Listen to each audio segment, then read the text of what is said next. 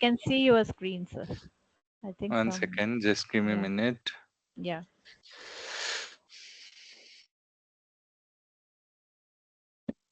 Mm.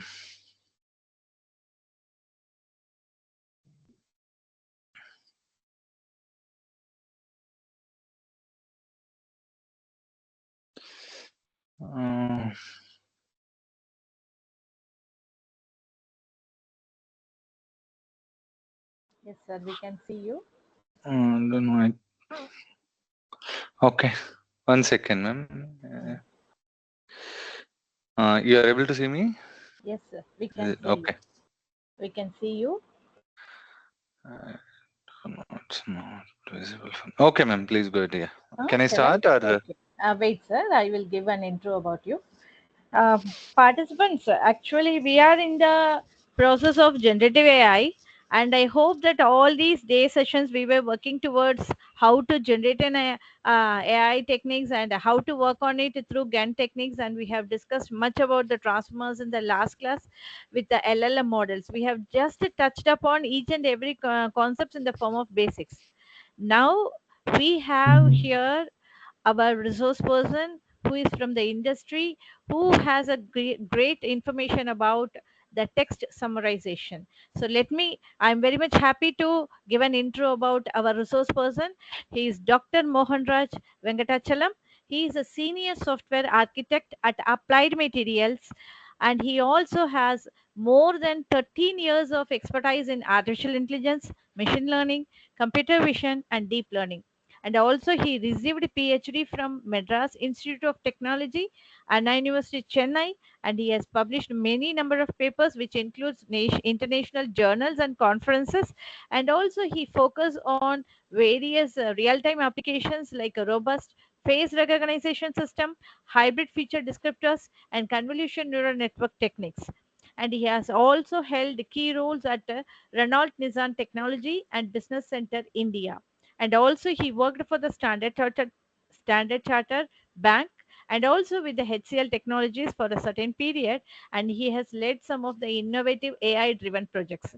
So we are very much eager to have about a real time hands on session with respect to the text summarization. Over to you, sir. Thank you.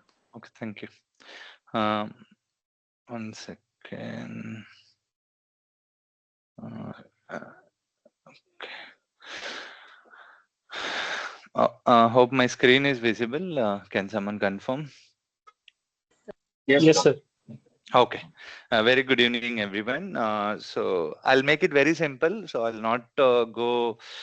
So I'll split my session into two parts. One is the theoretical session, like understanding of transformer architectures, and then I'll go into Jupyter Notebook with the Google Colab. So I'll try to show you with the pre-trained model with the BART and how do you do a text summarization. And also, time permits, I'll talk about how do you do the fine tuning with respect to the custom business case actually. So again, the BART is actually extension of the transformer architecture. So you might have had a session on transformers, which consist of a encoder decoder architectures, right? So basically you'll have a input sequences or the input sentences where you split input sequence of tokens into an individual words, and then you pass that individual tokens to the embedding, where you get an embedding like use a word twig or a glue or a fast text, convert your each tokens into a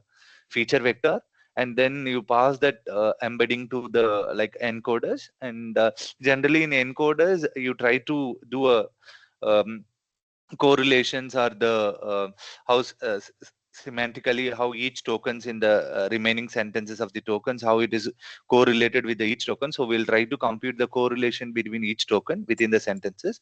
So we'll have a encoders which will have a two layers generally. So it will have a multi-rate attention and the feed forward neural networks.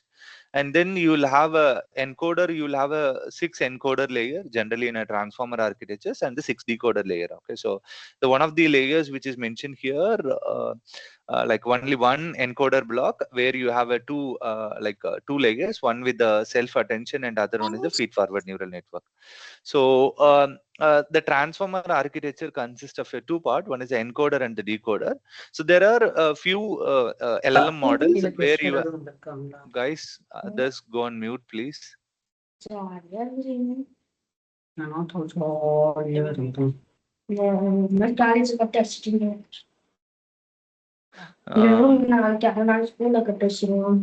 Guys, others, please, can you go on mute? Yes, yes, Uh,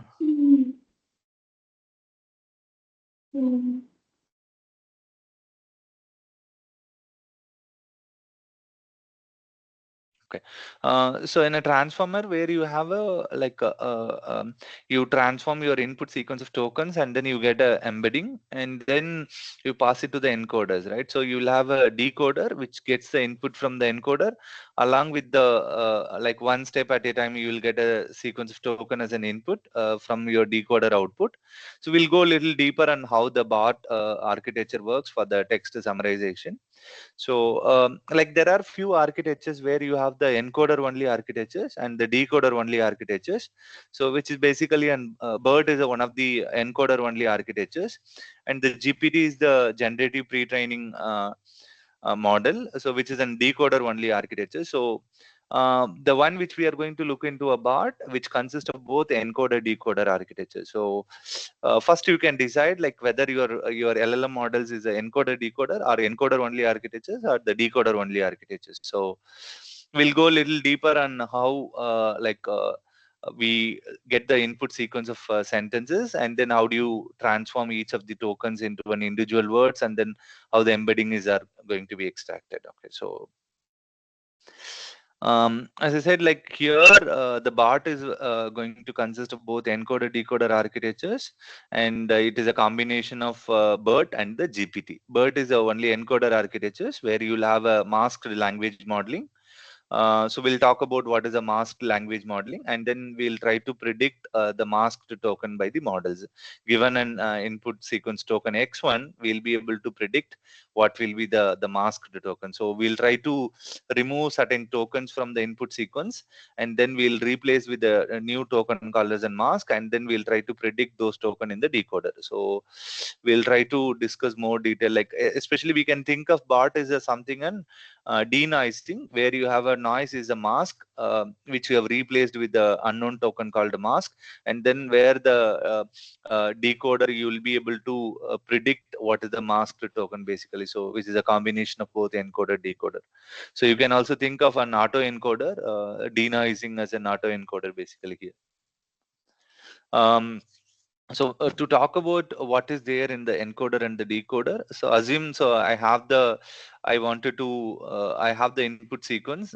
So from the input sequence I have the sentence which is called as an I enjoyed the movie Transformers.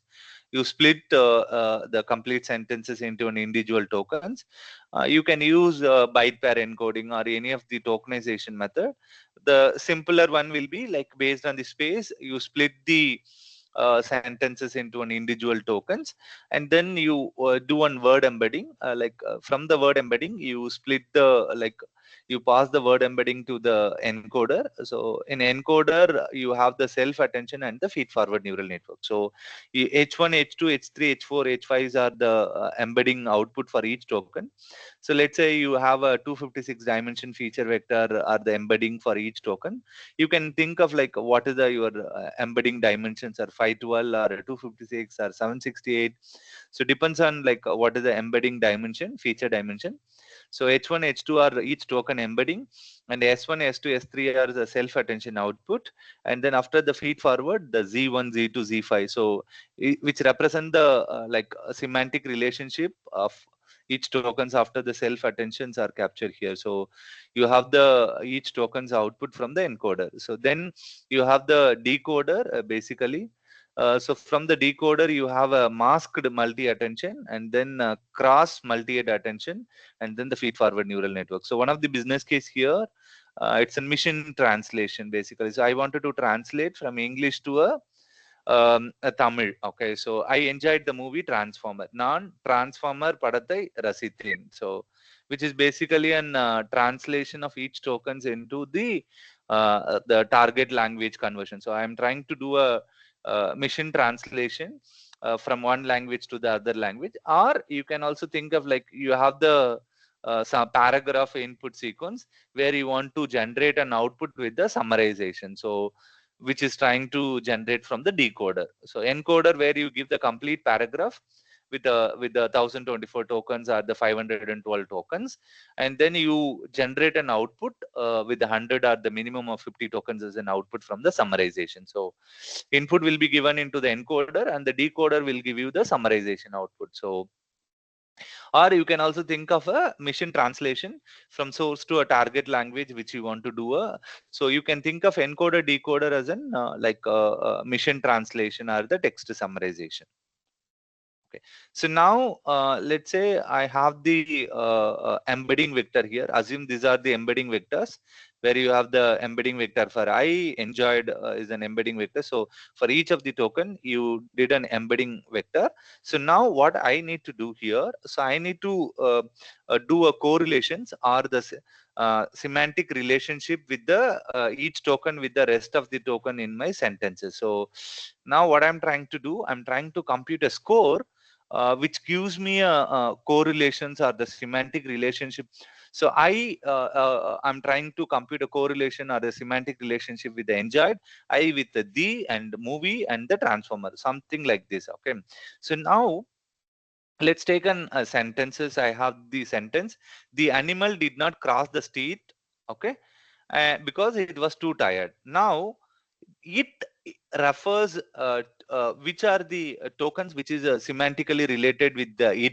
So it is also animal and also it is tired. So but when you are trying to calculate a score, so basically we are trying to compute the self attention score with each token. So for example here, animal with the it I'm getting a 0.2, it with the animal which is I'm getting as a 0.6. So it is trying to compute the semantic relationship with each token with the rest of the tokens in the sentences, and then you compute the score. Whichever gives the highest score, it is a more semantic relationship with that token. So we do a combination of all the tokens. For example here, the animal did not cross the street because it was congested. So now it is related with the congestion and then the animal. Okay, so you have the contextual relationship we are trying to compete with the each token with the rest of the token in the sentences. So now the first layer in the encoder is the self attention, right? So now what does the self attention does? Okay, so the input to the self attention will be the embedding vector. So now you have the each token you pass it to the embedding vector, which will be the 512 dimension or maybe 256 or maybe 1024. So you get an embedding dimension.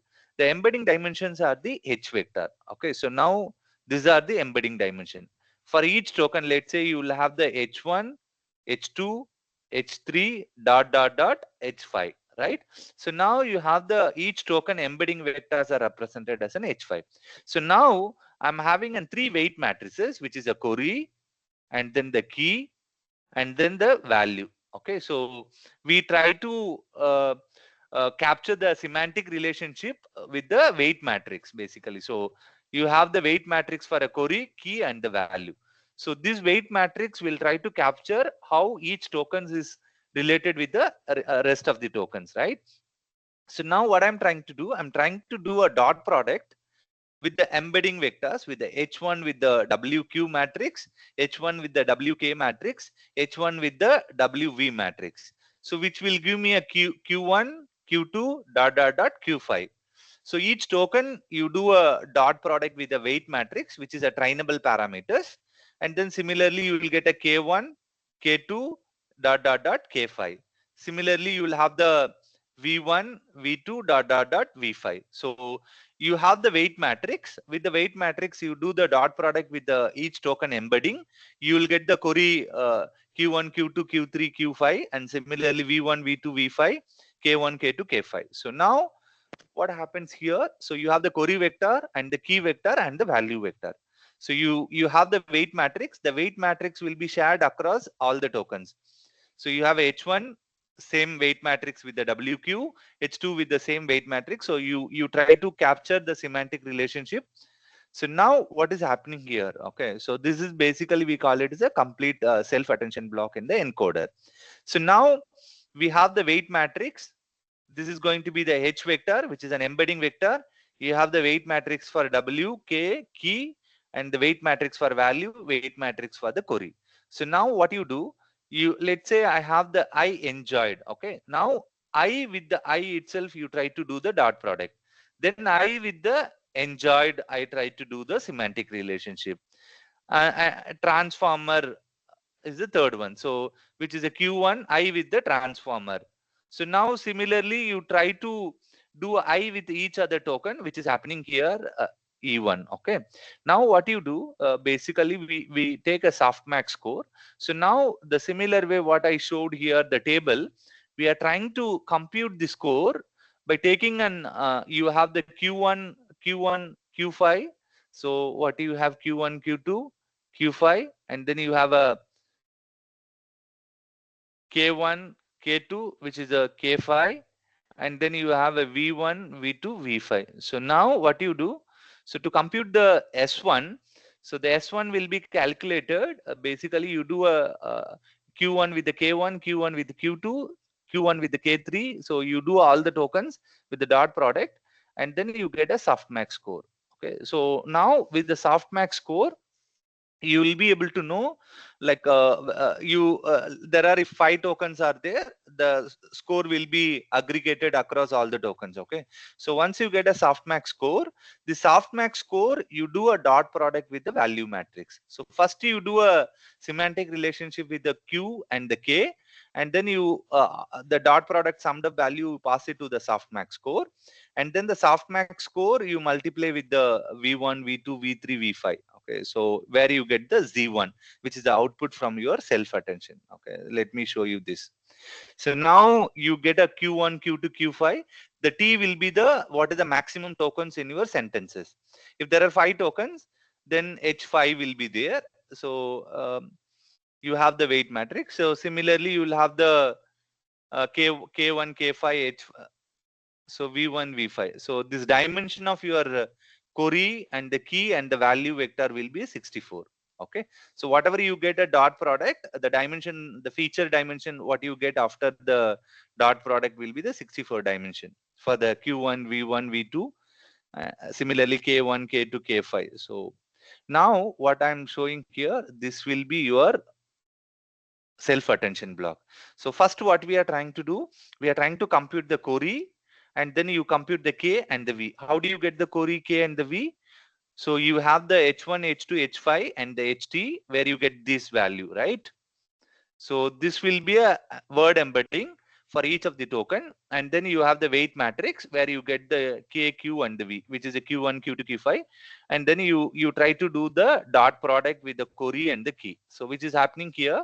So first you do a query with the key, and then you summarize, scale up your data with the dimension of your query key vector, and then you apply the softmax score. After the softmax score, you multiply with the value vector. So which is basically this is the formula which I wanted to show. This is the formula. So first you do the Q1 with the K1, Q2 with the K2, and the Q1 with the K3, and then you numerator will be the query and K dot product, and then denominator will be the square root of, which is the 64, which will be the 8. Then you calculate a softmax score. From the softmax score, you do a dot product with the value matrix, which will be the self attention score. So the self attention scores will be computed based on the dot product with the query and key, which will be the numerator. The denominator will be the square root of the key, the feature dimension, basically. So the output what you get here, it will be a this one, which will be the T will be the number of token, and the 64 will be the feature value. For each token, you will get a 64 dimension feature value.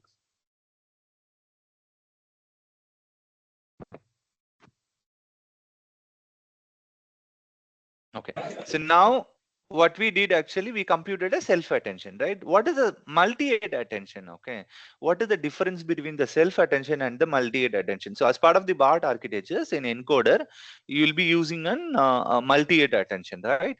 So why do you want to go for a multi-head attention? For example, here, right? So we have I'm trying to capture the semantic relationship with the rest of the token, which is I'm trying to capture with the which animal, but the score which I'm getting with the it with the was with the highest score, right? So which is strongly connected with the was, but it is also missing with the animal. It is also semantically related with the strong related with the animal as well. But when you use only one weight matrix, where you are trying to do the dot product with the WQKV, where it gives only one weight matrix where you are generating a K, Q, and V. So what we are trying to do, I wanted to capture the multiple, it with the multiple semantic relationship, whichever possible. So I'm trying to do a two multi-it attention layer. So one attention layer will capture the it with the was, and the other multi-it attention will capture the it with the animal. So most of you are familiar with the CNN. How many of you here familiar with the CNN architecture here? Convolutional neural network. So what happened in a convolutional neural network? Let's say you have an image with the multi-channel with the RGB. You have a filters, right? So you have a kernel where there will be a n number of kernels. Each kernel will try to extract a different feature map. So similar way, what we are trying to do, we are trying to use a multi-head attention layer, attention 1, attention 2, attention 3. There are 8 multi-head attention has been used as part of the research paper. So each attention will capture the different feature map or the different semantic relationships. So that is the beauty here. When you use only one multi-head attention, it will not be able to capture the remaining uh, rest of the tokens semantic relationship. So it was captured with the multi-head attention with the was, and the second multi-head attention was trying to capture it with the animal. So when you have a multi-head attention, it is able to capture more semantic relationship with the rest of the token. So, so now if you look at the pink and the blue, like where you are able to, one multi-head attention will be the blue and the other multi-head attention with the pink. So where you see the strong relationship with the dark colors of the line, which shows that the highest score with the specific token actually. Okay, so now we have seen self-attention with the single self-attention, right? Where you have the embedding vector, and then you have the weight matrix, and then with the dot product, you get the Q and K, and then you divided by Q and K, and then square root of DK, and then you get a softmax score, and then you do a value with the value vector, you do a dot product. So now you get a Z1. So now Z1, you get a value from the multi-head attention 1, and then you get a Z1 from the multi-head attention 2, and the Z1 from the multi-head attention 3, dot, dot, dot, you will get a 8 multi-head attention. So how do I combine all this multi-head attention output and pass it to the feed-forward neural network? Okay, so there will be a multi-head. So we will be concatenating each token Z vector together and then pass it to a linear vector. So if you look at here, so now I have the 1, 2, and then I have a 8 dot dot dot. So there are 8 multi-head attentions are there. So you have a 64 feature for Z1 for the head 1, and similarly you have a head 2. You have a 64 dimension. So 64 into 8. So if you combine, you will get a 512. So for each token, you will get a 512 feature vector from the self attention basically. So now the second layer in the encoder from the BART architecture will be the feed forward neural network, right? So it's similar to a deep neural network. In self attention, basically it captures the more on the semantic relationship with the tokens. And in a feed forward neural network, let's say I have a T into 512 tokens. So for each token, let's say I'm getting a Z1, which I'm getting a 512 dimension feature map, which goes to a hidden layer 1 and then hidden layer 2. Okay, so the output what I'm getting here is in 512. So the input is a 512 and the output is also 512, but the hidden layer which I'm having here is a 2048 number of nodes. Okay, so now you pass it to the feed forward neural network, and then the output what you get will be the O1, O2, OT. So which is the last tokens in the sentences. So similar way, for each token, you pass it to the feed forward neural network. So earlier you have given a Z1 vector, now you have given a Z2 vector, Z3, Z4, Z5 vector. Okay, so basically here, what you do here, you have a so Z1 with the W1 vector, and here it will be the W2 vector. So basically what you do, you have a, let's say, Z2 into W2 plus the bias. You apply the activation function. Let's say you apply the ReLU activation function, and this output again you multiply with the W2 vector. So first one, this particular layer, W2 into Z2, and then the bias, and then you pass it to the ReLU, which is a max of the dot product summed up value or 0. So which is basically here. Then the next one, the dot product summed up value from the ReLU activation function, you pass it to the Z2 vector, the W2 into the one, and then you sum up with the bias. So where you get the feed forward neural network output.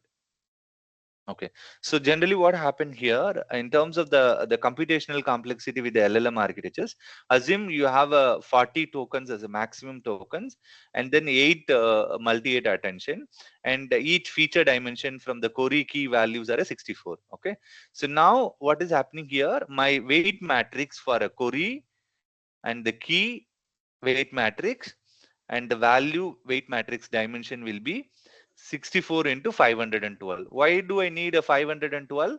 The embedding vector h1, h2, dot dot dot ht. So each embedding dimension are 512. So what I need here, 64 into 512 weight matrix for a query, 64 into 512 weight matrix for a key, and 64 into 512 weight matrix for. So these are a trainable parameters. Okay. So now one multi-8 attention, you need this many, right? So I'm considering I'm going to have a 8 multi-8 attention. So this is going to be the no number of parameters. So this for the query and the key and the value. So now after you get this, you sum up all these, and then there is a linear combination. Basically here you sum up, and then the summed up value you do a dot product with the concatenated vector, which is a linear vector, which is a parameter for the linear vector. Okay, then what is happening here, you have the feed forward neural network. In a feed forward neural network, you get the 512 input and then 512 weight vector. Okay, so which is basically a 512 into 2048 and the bias, and then so this will be a 512 to 2048, and then here 2048 to 512. So this will be the, so if you sum up this, for one encoder layer itself you need a 3 million parameters. So look at, like, I'll be having a 6 encoder block, there will be an 18 million parameters even for my one encoder itself actually. So that is where why people talk about why it is so complex in terms of the computationally expensive when it comes to the LLM based model actually. So there are even still more number of parameters as well. So think of like 18 million parameters only for the encoder itself. Then you have the decoders. Any questions from the BART encoder architectures? Encoder, is it clear? Any questions? Maybe feel free to put it in the chat as well. It's okay. Participants, if you have any queries, kindly raise your hand.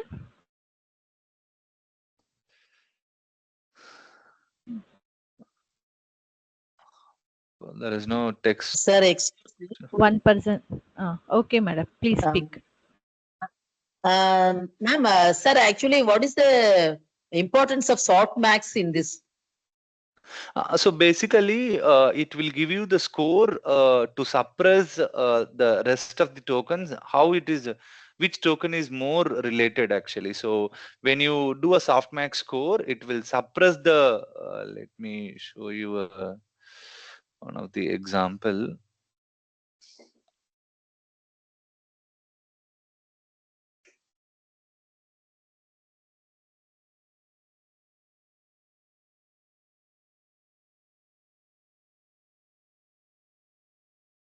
Okay, so let's take an example here. Okay, I have a two tokens, which is a thinking and the mission. So now I'm trying to calculate the softmax score, right? So when you have a lesser score, when you, let's say I'm getting a 0.01.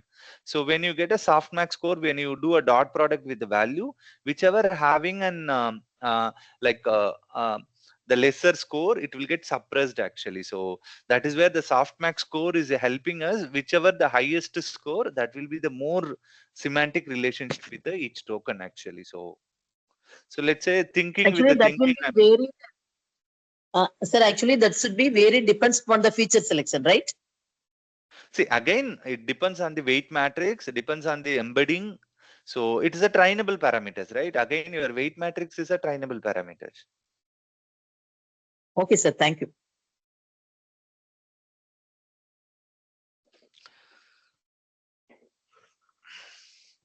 Okay, I'll move back.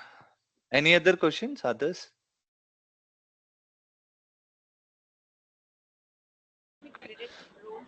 You can continue, sir. Okay, so I'll move on to the decoder. Then I have the hands and okay. So in a decoder, you have a 3 layers, but in encoder, you have a 2 layers. One is the self attention, which is the multi-head attention or the self attention, and the feed forward neural network. So in a decoder, you have a 3 things. One is the masked multi-head attention, and then the cross multi-head attention and the feed forward neural network. Okay, so we'll go into detail of like what is the difference between the self attention and the masked self attention. Okay, so this is a general self attention layer where masked we are going to place it here. Okay, so whatever you do a dot product with the query and the key, which we are trying to sum up with the mask. So you'll have a one more matrix called as a mask matrix. We'll try, and one more thing is that the encoder will be passing all the tokens parallelly to the encoders, but the decoder one step at a time we'll try to feed in as an input token. So the decoder works in a different way and the encoder works in a different way. Encoder will see all the tokens parallelly. You get an embedding and then you will pass it to the self attention and the feed forward neural network. But in terms of the decoder, it will not be visible all the tokens at a time, right? So let's say I'm giving the starting of the token as an output token to the decoder. From the starting of the token, which let's say I'm giving a go as a one of the token. With the go token, I'm trying to predict what is the output which is predicted, right? So that tokens will go as an input to your decoder. We'll talk about what is the purpose of mask. So why the masking is important? It will not be, the output tokens will not be visible at a time, right? So one step at a time only we'll be able to see the token. So when you are trying to calculate the semantic relationship for the output tokens or the decoder input sequence tokens, it won't be visible all the tokens at a time. So that is where, let's say what is happening here. So first time I'm giving a input token for the decoder, which is a go. So now with the go is the start of the sentences token, or you can give any naming convention, right? So let's say I'm giving go as the starting of the token, and then I'm feeding it to the multi-head attention, and then it won't be visible this token at all to the multi-head attention. So now I have to fade out this informations, or I have to hide the remaining tokens to the masked multi. So masking is trying to make it as an invisible the remaining sequence of token. Only the go token alone will be visible. So now first time what happened, it will be able to do a q1 and k1 alone, it will be able to compute. From the second time, now my model has predicted with the go token, non as predicted. So now go and non will go as an input to the mask like multi-head attention. So now the third time it will, so one step at a time the token will be visible, right? So now basically what I'm trying to do, so this is going to be my mask matrix. So the below the diagonal ones are a 0 and the above the diagonal ones are the negative. So basically what I'm trying to do, first time you will have only one token will be visible, second time you will have a 2 tokens, third time third step you will have a 3 tokens. So it will be keep on increasing one step at a time. So when you are trying to do so in a encoder you have all the tokens together where you are able to compute the semantic relationship. But in a decoder, when you are trying to do a semantic relationship, only one token is visible first step. Second step, you will have a 2 tokens. So that is where what we are trying to do, I have a matrix, which is basically where you do the dot product between Corey and K, and then you sum up with the M matrix, which is a mask matrix. So after you get the A and M, the summed up value, which goes to the softmax activation function. So that is only the difference here.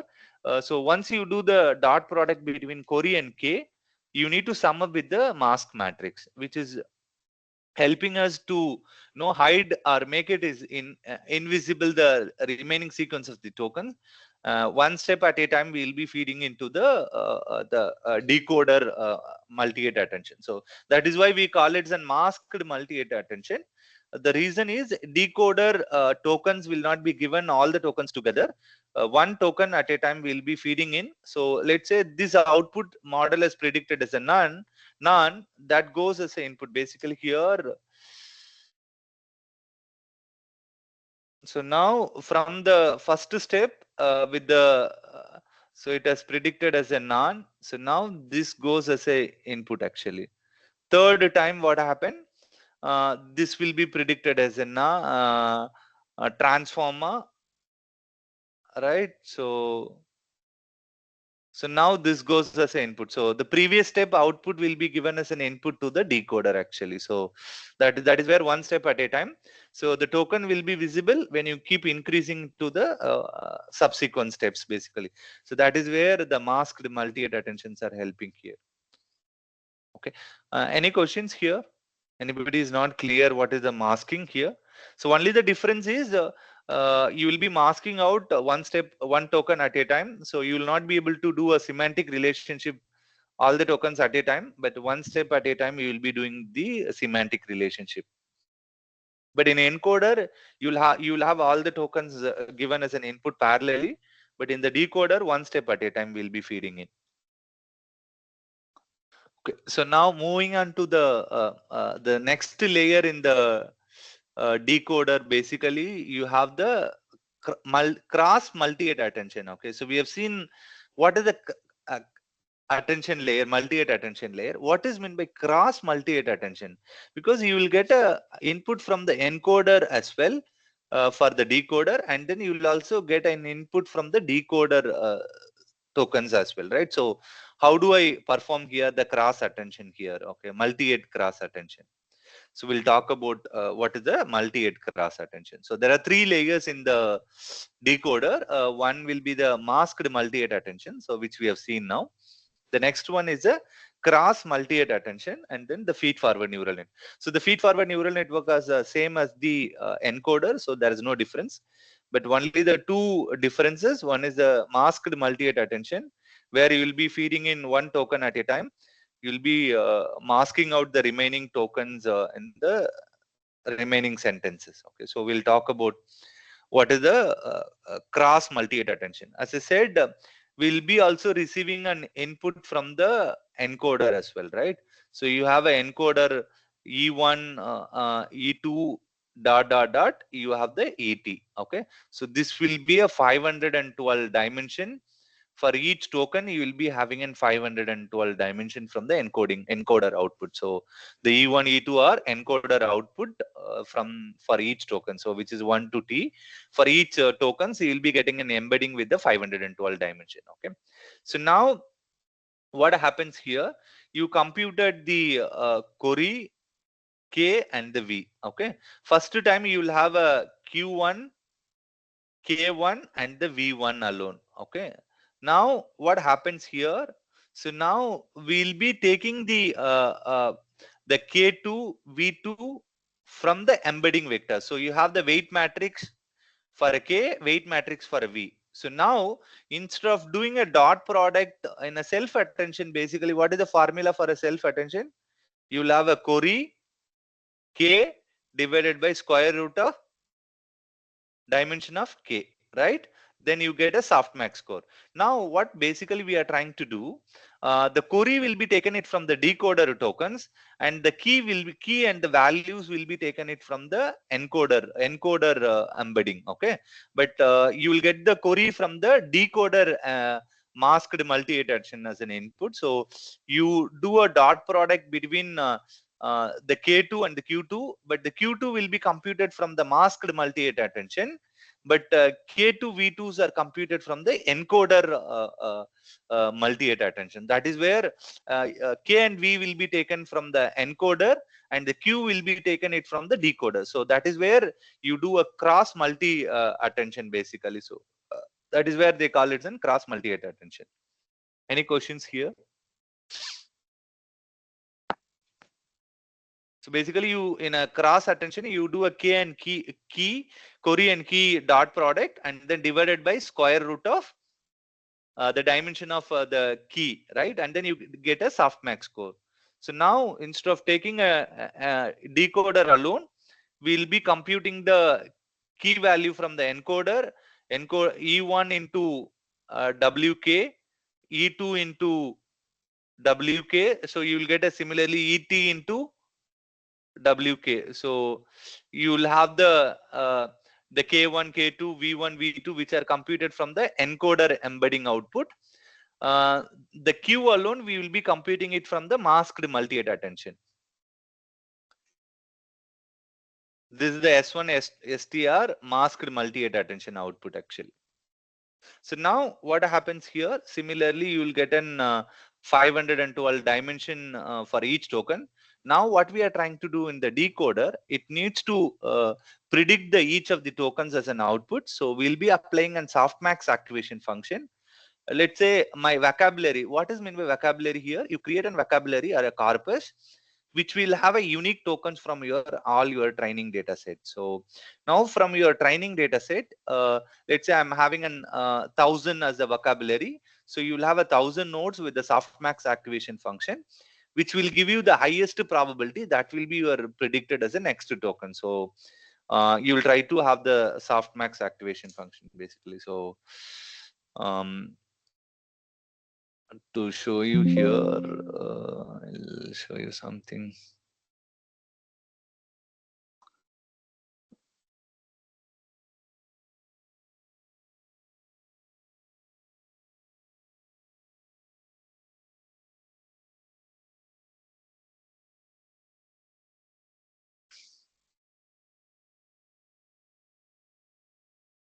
Wanted to show something here. Okay, so now basically here this will be your vocabulary size, and then you predict which is the maximum probability, and then it will try to predict which is your maximum probability will be your next predicted tokens actually. Any questions in the decoder? There is a one more concept here which is a skip connection. Okay, so and then encoding. I'm not going to talk about this positional encoding. So we'll be also giving each token like you'll have a two vector. One is an embedding word embedding vector, which is a H, and the P will be the positional embedding. You sum up the positional embedding along with the word embedding, which goes as an input basically. So in RNN, hidden states are capturing the position, but in a transformer architecture, explicitly we need to specify the positional encoding. We are trying to sum up the positional encoding along with the word embedding basically. So I'm not going to touch base this since might be Deepan has might have covered this positional encoding under. Okay, so now what happens here? There is a skip connection, right? So you have this is going to be a multi-ATA attention, and then you have an encoder with the multi-ATA attention and the feed forward. There is a connection goes the input what you pass it to the multi-ATA attention. The same input also added with the multi-ATA attention output along with the word embedding input. So why do you want to pass this skip connection? Anyone having an idea about the skip connection?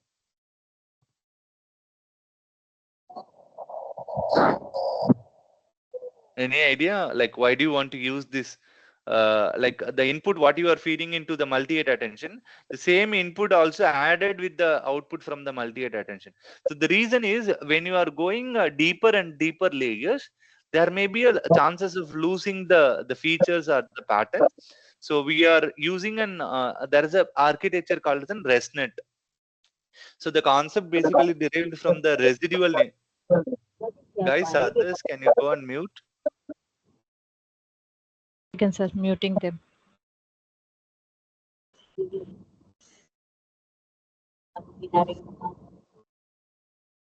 Okay, so what is happening here when you doing an model training with the deeper and deeper layer, there may be a chances of losing your features. Okay, so the skip connection will carry forward the information from the previous layer to the subsequent layers. So you are summing up the input from the before multi-rate attention and the output, so that the features will not get lost. So vanishing gradient problem will not happen. So you can go through a residual network architectures from the Facebook. The concepts are derived from the residual architecture, so the skip connection. So this is the combination of the encoder and the decoder architectures. So quickly, I'll touch base on the LLM evaluation methods.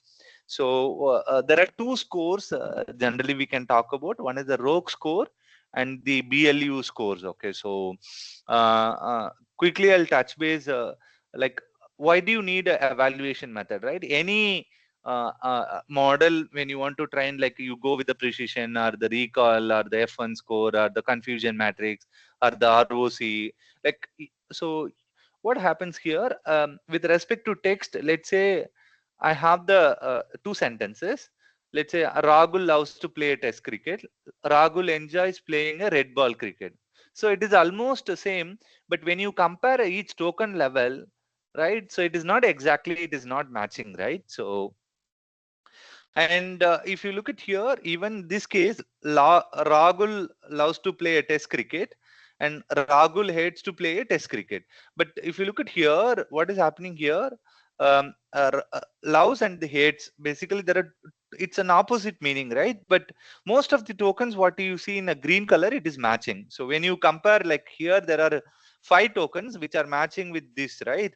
But only one token which is mismatching. But this case, it is both are a semantically same meaning. Rahul loves to play a test cricket. Rahul enjoys playing a red ball cricket. So it is almost same. But again, the number of tokens which is getting it matching, it's not same, right? So now what I'm going to do here, so let's say you have a reference, which is a ground truth, and then the model predicted answer. Okay, so you have the model predicted tokens and the ground truth are the reference token, which you want to do for the evaluation. So these two are exactly matching. So you get an, but if you have the Paris and the France, you'll not get the exact score as in. So if the model predicted answer is a Paris France, then your it will not exactly, it will not match, right? So your score might have, it won't be an exact match actually. So now what we are going to do here, we are going to calculate a F1 score. It is basically a combination of the recall and the precision. Okay, so how do I compute a precision here? The number of words which is getting matched between your ground truth and the model predicted answer. Okay, so let's say here I'm having a model ground truth having a 2 tokens and the model predicted having a 2 tokens. Okay, so how many tokens are getting matched here? Which is a 1. Okay, so now what is happening here, the number of words which is matched is a 1, number of words in your output is also 1, so 1 divided by 1 will be a 1. But when it comes to recall, number of words which is matched will be a 1, number of words in your ground truth will be 2, so 1 divided by 2 will be a 0.5. So now we are computing a F1 score, which is a, you do a dot product between your precision and the recall and then sum it up with the denominator. So you will get a 0.67 as a score, right? So which is an F1 score basically. Now what we are trying to do here, we will go into detail of ROC and the bilingual evaluation score, okay, BLU score. So the ROC, generally we use it for a text summarization and the machine translation. You can go for a ROC score basically, or you can also for the question and answering, or like the text generation, so you can go for a BLU score. So it depends on which is the business case which you want to use it. Okay, so first I'm going into the ROC score. So in a ROC you have a ROC 1, ROC 2, ROC L. Okay, there are 3 scores are there. ROC 1 is a unigram. Okay, so what is mean by unigram, bigram? Any idea? Like in NLP?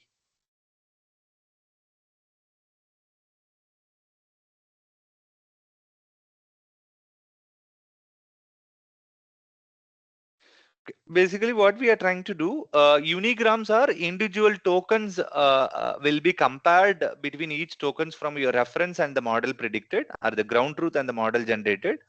And then a bigram is where you try to have each token will have a two words together, and then you try to do a matching. So now what is happening here, I have sentences here, which is it is a cold outside, which is a reference, which is a ground truth. And then I have the model answers here. Okay, so now so it is cold outside. So you split this into a individual token, right? So now how many are matching? It is matching, is matching, cold is matching, out 4 tokens are matching. So now row 1, I'm trying to calculate a recall. How many tokens are matching here, which is a 4. How many tokens are there in the reference, which is also 4, which is a 1. And the precision will be number of matches, number of tokens in your output. So in this case, the token having an output with the 5, so which is a 4 by 5 will be a 0.8. Then you use this precision and recall to compute a row 1. When it comes to a row 2, okay, which is a bigram, okay. So what is happening here? It and is will be a 1 token, is and cold will be a 1 token, cold and outside. So it will have a 2 consecutive words where you create a, then one, it is, this is matching, is cold is not matching, cold outside is matching. Okay, so now there are 2 tokens which are matching. How many tokens are there? There are 3 tokens are there. So 2 by 3, so it will be 0.67. And here 2 divided by bigram output will be 4 tokens. So 2 divided by 4, it will be 0.5. So instead of comparing at an individual token level, we create a 2 consecutive token and then you do a matching. Then there is another concept which is called as a row L. So where we are trying to create a LCS, which is the longest common subsequence. Okay, so irrespective of the position, but the ordering will be maintained here.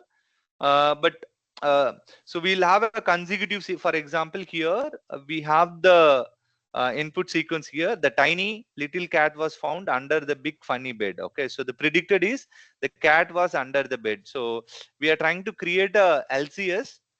Which is the, but if you look at here, the positions, we are skipping few tokens, but the ordering is maintained. The positions are not, does not bother much. So we are trying to create the little, the cat was found under the bed. So which we created the LCS. So when you create a LCS, so we maintain in the same order, but not consecutive one. Okay, so you create a LCS. So now from the LCS, the length of the LCS will be the numerator, and the number of tokens in your references and number of tokens in your output. So LCS has the 6 token and the number of reference is 11. So you compute. So in a unigram and bigram, you do a number of matches, but here you create a longest common subsequent, and then how many tokens are there in the LCS, that will be the numerator here. Instead of number of matches, you create a length of the LCS. So you create a rogue score, all right? So we have a problem here. Your model generated and the model reference output are the reference text sentences, and the model generated are lesser tokens in your model generated. It does not give the penalty actually. So what has happened to introduce the penalty? We go for a BLU score. So when there are number of tokens which is getting generated, output tokens are very less when compared to the reference text. It will not give you any penalty when it goes to a rogue score. But here we try to add a penalty here. So again, you compute a 1 gram precision, which is a unigram precision. Let's say here it is cold outside. So there are 4 tokens which are matching, and the number of tokens is a 5. And then bigram will be a 2 tokens, consecutive tokens, which is a 2 by 4. So you calculate a 1 gram precision, and then the bigram precision, which is a 2 gram precision. Now what is happening here? We do a penalty computation. So what is happening here? The number of tokens in your reference, which will be a R, number of tokens in your model predicted will be the C. So when you are having a more tokens in your model predicted, will not introduce any penalty. When your number of tokens in your model predictors are lesser than your reference token, then we are introducing the penalty. So we compute a BP, which is a penalty computation. The penalty will be getting added with this weight matrix. Okay. So now what is happening here? So we are giving an equal weightage between your unigram and the bigram. So take a log of unigram precision, log of the bigram precision. So which you have computed. So this will be the BLU score. So either you can go for a BLU score or the ROG score. Depends on the so you can go for a n-gram and the LCS, which is a unigram and the bigram. And then we primarily you can use for a text summarization, you can go for a ROC, and the machine translation and the text generation, you can go for a BLU. There is no penalties introduced in a ROC, but you use the penalty when the lesser number of tokens are generated for your model output. Actually, I'll jump into the hands-on.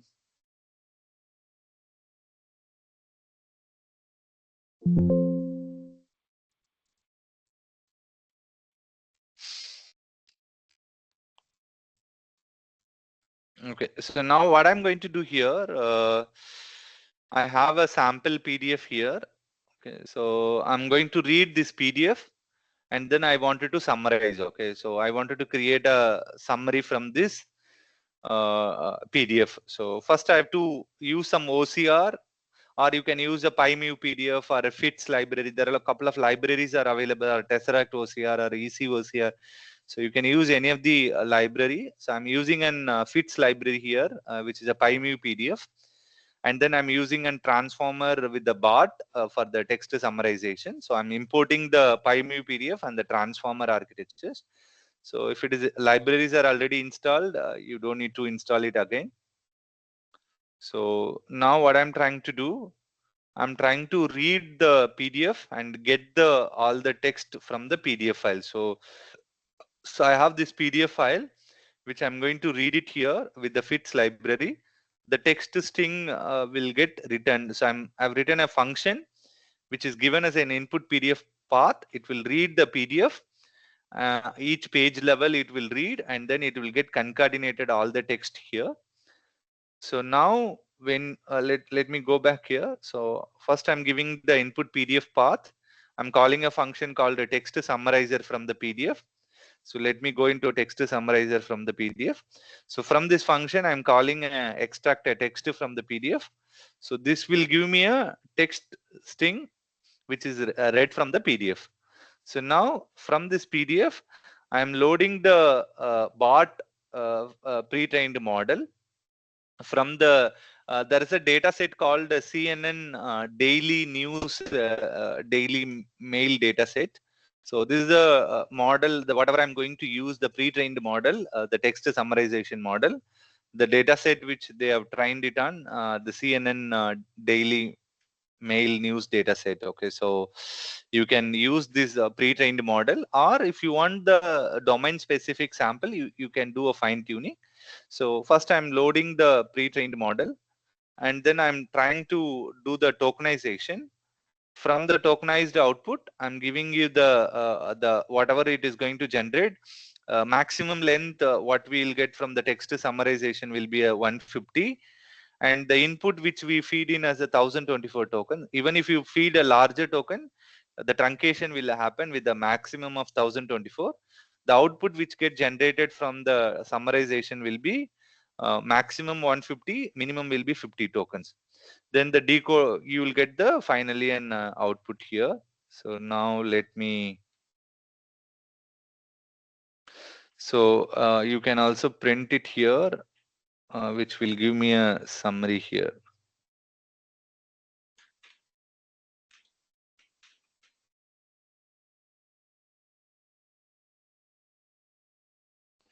We can also print the PDF text, which is read from the PDF, which goes as an input to your model, and then the model generated output. I'm trying to write it here.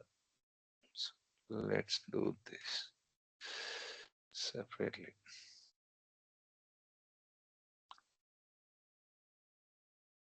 So, Now I'm trying to, so this is the summary, right? So now you can also write a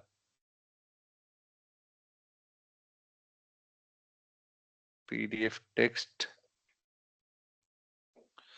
Okay, let me run it again. So it is inside.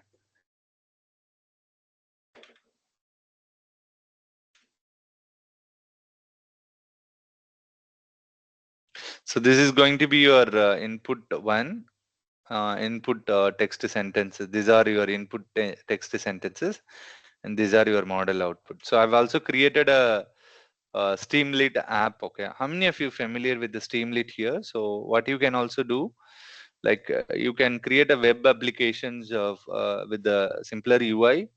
So what I have done here, I've used a Streamlit app. Someone who is a like a business person, right? He may not be able to. So when you ask him to do a some UAT or the unit testing, he may not be able to run the code or do a setup. So generally we deploy it in a VM, and then we host it somewhere, and then we share the web application URL. So what you can do, you can create a Streamlit, okay, web app. So I've used a Streamlit here, and then I'm loading a model here.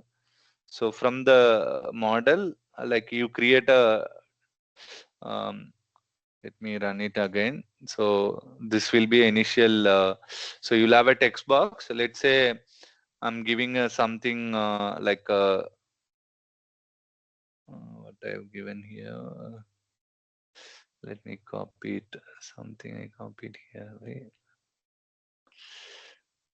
Let's say I'm just copying it from my LinkedIn. Okay, so let's say I'm copying my summary, what I've written here. So I'm going to give input string as this one, and I need the summarization output. Okay. So I've given what is the maximum length you want the output or the minimum length, and then you will get a text summarization output. So you can ask someone to test your model by deploying as an web app.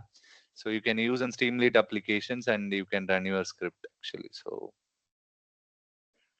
So it is gives us this as a output actually. So I've given something uh, 5 6 lines, uh, 5 lines, but it gave me 3 lines as an output actually. So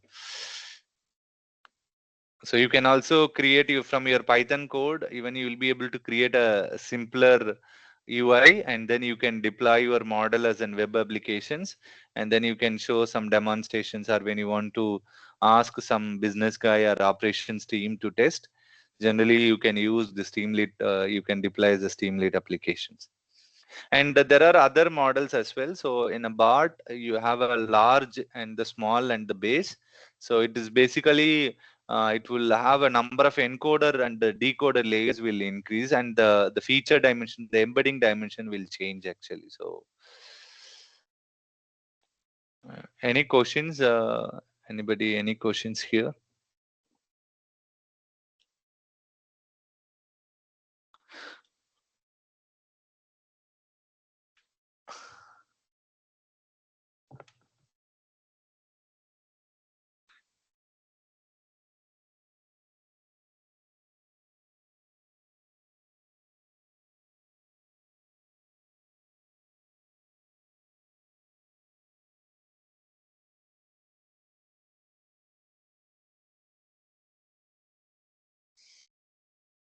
Guys, any questions?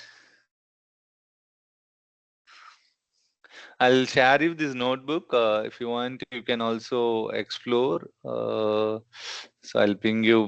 Not sure I'll be having an option to edit, like share this.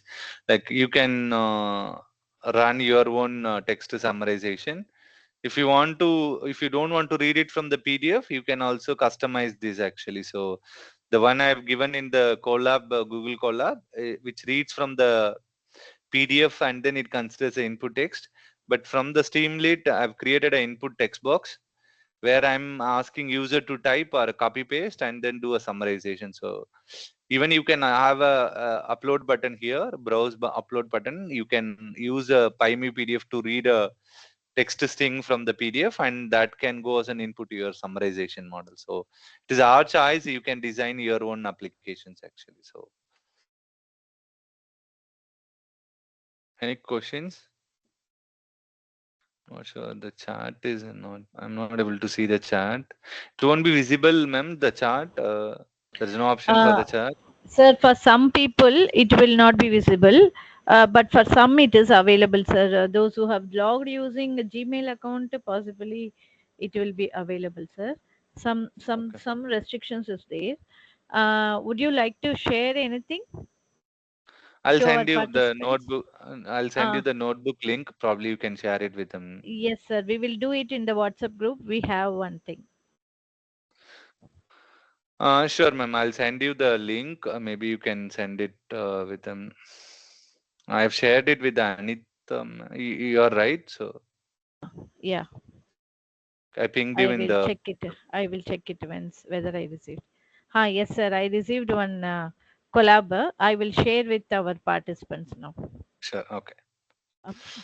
If you need the Streamlit app, also I can put it somewhere and I can share it with ma'am, and Uh, you can share okay, it with sir. I others. shared just now to our participants. Participants, if you are you wanted to see the code, you kindly open it and check. It is given in our WhatsApp group.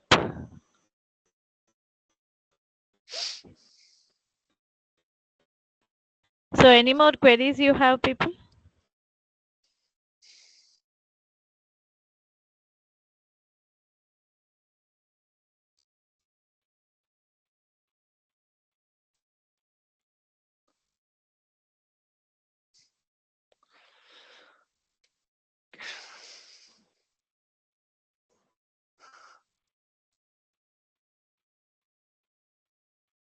Okay. If there are no question, can we wind up, ma'am? Or Let us see, sir. Participants, do you have any queries?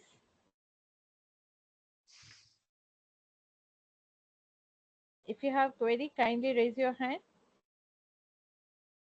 Okay, some people have told no.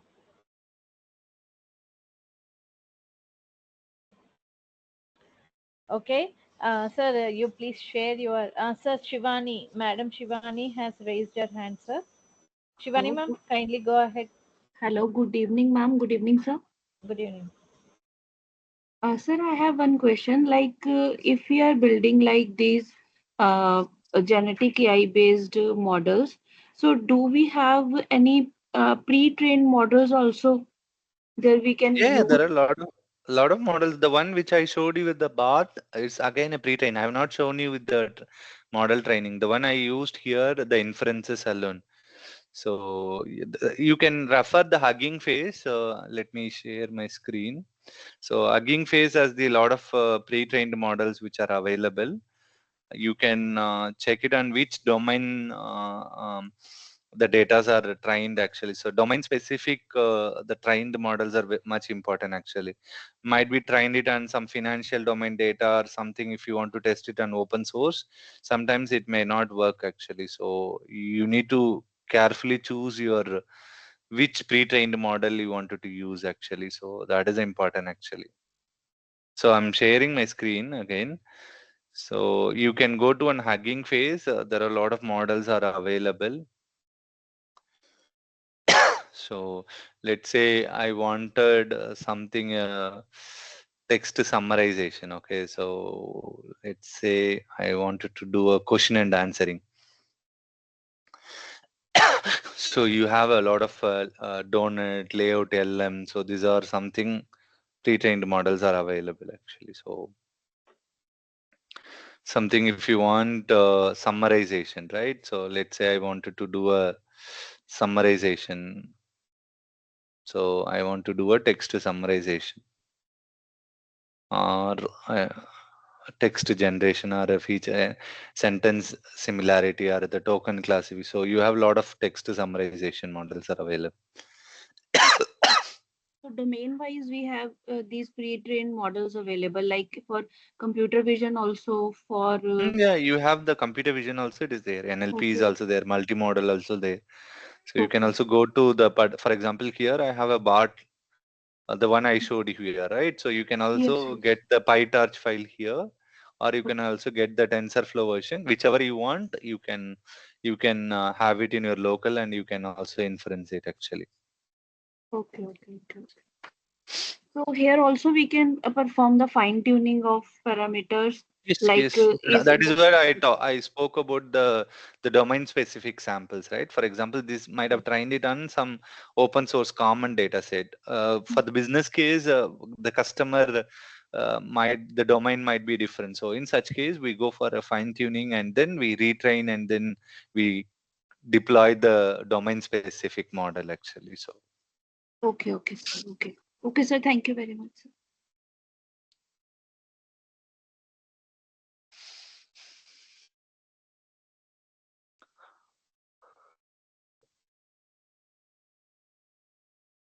Okay, participants, do you have any queries? Okay. Uh, I hope that participants, do you have any queries? Kindly raise your hand. Okay, okay, sir. Mohan sir, I hope these people doesn't have any queries.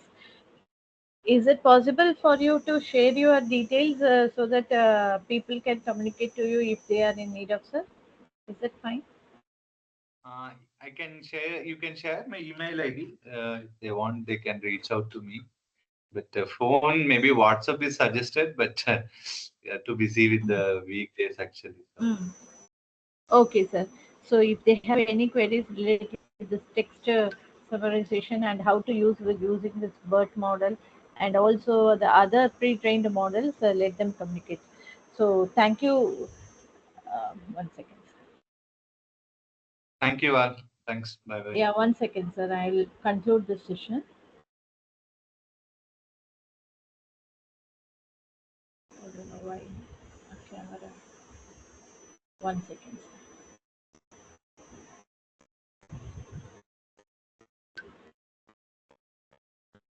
Okay. Participants, we are, let us again, once again, thank Dr. Mohan Raj sir, who has given us a very good detailed information regarding the transformers, that too with the text summarization. And also, sir has given us some input about the various tools of text summarization that sir has shared with us. You people also kindly make use of it if it is needed for your research. And the pre-trained models, how it was working and what are the vector values it takes, everything was detailedly informed to us. So I hope that you might have enjoyed the session, and you will be getting to know how to work with the research activities in your future coming research actions. Thank you all for your patient listening, and thank you, Dr. Mohan Raj sir, for your interesting and interactive, that is hands-on based session that will really help our participants. Thank you very much, sir. Yeah. Joining with Anita ma'am, I also want to thank Dr. Mohan Das sir for his time. In his busy schedule, he has accepted our invitation and he has joined, and it was really a lively session. Thank you so much, sir. Yes, sir. Thank you. Thank you all. And participants, I have seen that many people have started giving your responses in the sheet, and the sheet has been shared in your chat box. Similarly, it will be shared in your WhatsApp also. Till 10 o'clock only, it will accept the responses. And thank you all. Happy learning. Let me, with all your permission, I will stop the recording and I will close this meeting. Thank you all. Thank you. Thank you. Thank you, ma'am. Thank you, sir. Thank you, ma'am.